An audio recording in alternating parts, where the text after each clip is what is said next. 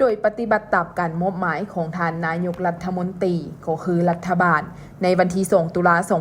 2025ท่านบัวคงนามวงศ์รัฐมนตรีหัวหน้าห้องว่าการสำนักงานนายกรัฐมนตรีพร้อมด้วยท่านนางเกียวจันทวีไซ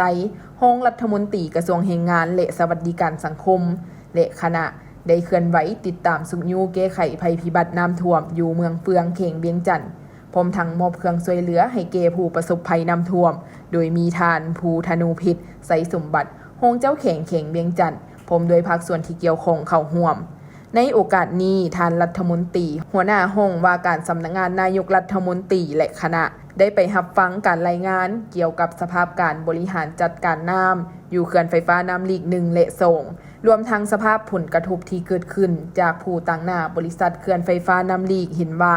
ได้มีพายุพัดเข้ามาลาวและพาให้เกิดมีฝนตกหนักเฮ็ดให้น้ำในเขื่อนไฟฟ้าน้ำลีกเพิ่มขึ้นอย่างไวว่าไก่ขีดเตือนภัยที่กำหนดไว้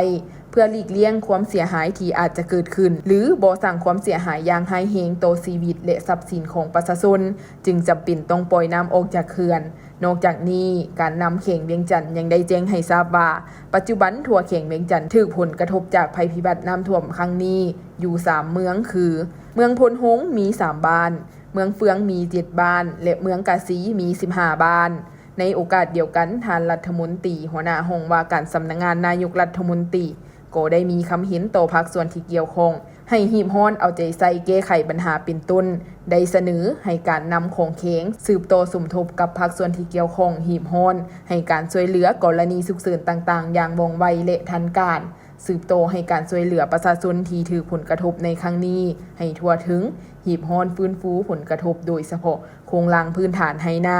กิจการต่างๆให้กลับคืนสู่สภาพปกติโดยไว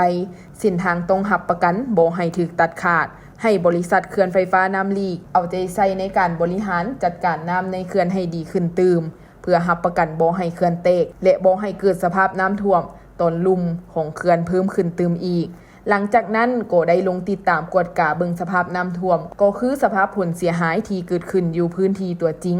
พร้อมทั้งมอบเงินและเครื่องช่วยเหลือเป็นต้นเครื่องนุ่งห่มเครื่องอุปโภคบริโภคให้แก่ประชาชนที่ถูกผลกระทบจากภัยพิบัติน้ำท่วมในครั้งนี้